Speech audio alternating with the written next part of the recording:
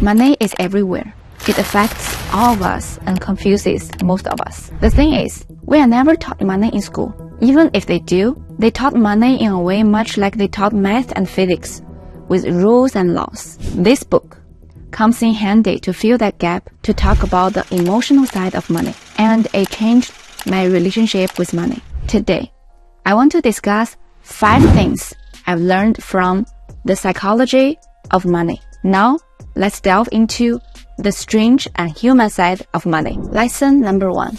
No one's crazy. People's attitudes and actions towards money are greatly shaped by their past experiences, family finances, birthplace, culture, and society. Let's look at the stock market as an example. If you were born in the 1950s, you might remember that the stock market didn't do much in your 20s. This could have made you skeptical about it. On the other hand, if you were born in the 1970s, you experienced a nearly tenfold increase in the S&P 500 during your 20s. This likely made you more optimistic about the stock market and more eager to invest. The same goes to those who started investing in the 2020s. It was a lucky time to begin because almost any stock you picked was profitable. It's not about being a genius. It's more about good timing. A person who grew up in a family with financial struggles may develop a scarcity mindset, where they view money as a limited resource that needs to be hoarded and protected.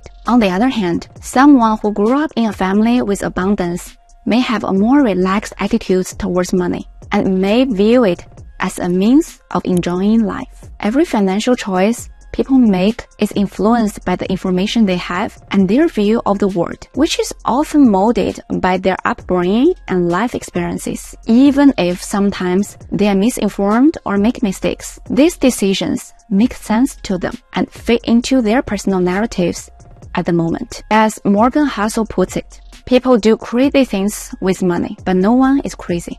There is no one-size-fits-all financial advice, because what might appear irrational to others can be entirely reasonable for you. For instance, consider the decision to buy a house. Some might view it as a poor financial choice due to the high down payment and ongoing mortgages. However, if someone values stability and views home ownership as a cornerstone of financial security and family life, their decision to buy a house aligns perfectly with their personal story and beliefs about money. Lesson number 2. Understand what is enough. The concept of enough is critical to financial well-being. Understanding what enough means to you and living within your means can lead to a greater contentment and satisfaction. I used to work as a college math grader, making minimum wage. Back then, I felt my life was great because I had a roof over my head, could afford my meals, and save a bit of money. However, as I got a job and improved my financial situation, my expectations grew.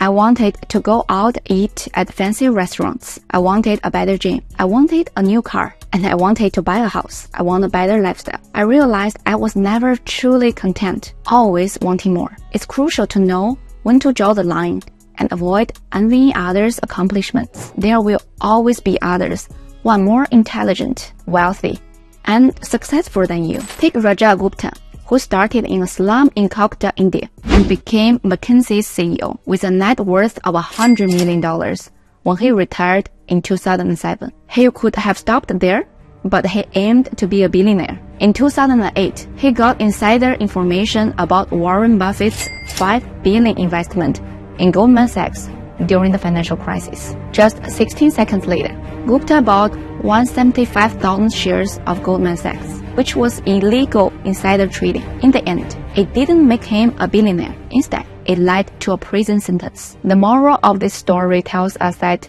envy can lead to bad decisions, and the cost of those decisions is a lot higher than the gains you stand to make.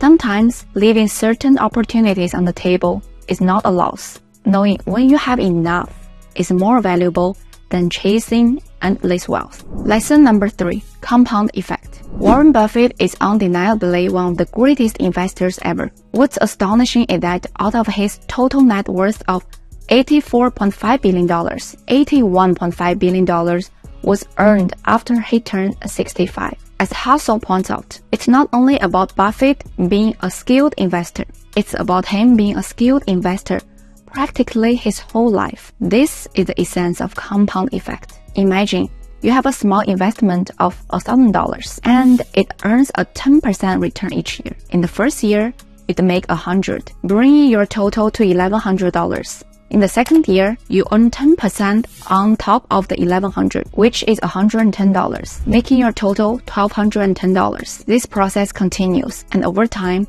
your money multiplies exponentially. After 30 years, your initial $1,000 would have grown to approximately $17,500 thanks to the compounding effect. My two favorite math equations are 1.01 raised to 365 is 37.8 and 0.99 raised to 365 is 0.03. These equations explain the power of small, which is 1% daily changes over the course of a whole year.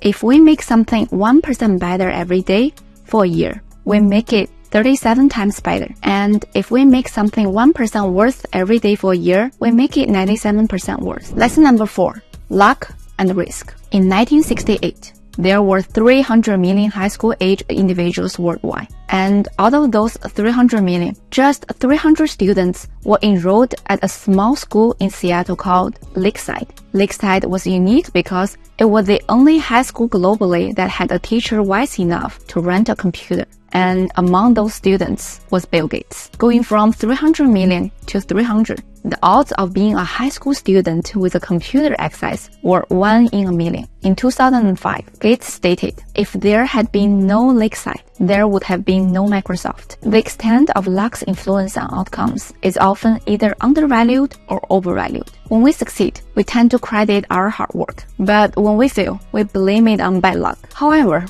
when others fail, we are not as always understanding. In such situations, we don't blame their misfortune, but attribute their failures to their laziness or lack of foresight. When it comes to money, we don't just need to figure out what works and what doesn't. We also need a way of building randomness into our models. If you acknowledge that luck brought you success, you also have to believe that risk can turn your story around just as quickly. Not all success is due to hard work, and not all failures is due to laziness.